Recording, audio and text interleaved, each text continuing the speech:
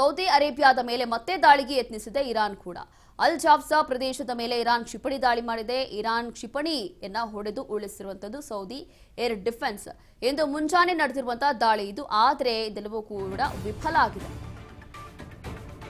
Saudi ಸೇನೆ ಏನಿದೆ ಅದನ್ನ ಇದೀಗ ವಿಫಲ ಮಾಡಿದೆ. ಸೌದಿ ಅರೇಬಿಯಾ ಮೇಲೆ ಮತ್ತೊಮ್ಮೆ ದಾಳಿಗೆ ಯತ್ನಿಸಿದೆ ಇರಾನ್. ಅಲ್ ಜಾಫ್ ಪ್ರದೇಶದ ಮೇಲೆ ಇರಾನ್ ಕ್ಷಿಪಣಿ ದಾಳಿ ಮಾಡಿದೆ. ಮತ್ತೆ ಇರಾನ್ ಕ್ಷಿಪಣಿಯನ್ನ ಹೊಡೆದು ಉರುಳಿಸಿರುವಂತಹ ಸೌದಿ ಏರ್ ಡಿಫೆನ್ಸ್. ಇಂದು ಮುಂಜಾನೆ ಕ್ಷಿಪಣಿ ದಾಳಿ ವಿಫಲಗೊಳಿಸಿರುವಂತಹ ಸೌದಿ ಸೇನೆ. ಇರಾನ್ ಮಾಡಿರುವಂತಹ ದಾಳಿ ಈ ಹಿಂದೆಯೂ ಕೂಡ ಎಷ್ಟು ಬಾರಿ ಸೌದಿ ಮೇಲೆ ಇರಾನ್ ಅಟ್ಯಾಕ್ ಮಾಡಿತ್ತೋ, ದಾಳಿಯನ್ನ ಮಾಡುತ್ತೋ, ಅವಾಗೆಲ್ಲವೂ ಕೂಡ ವಿಫಲ ಆಗೋಗಿತ್ತು.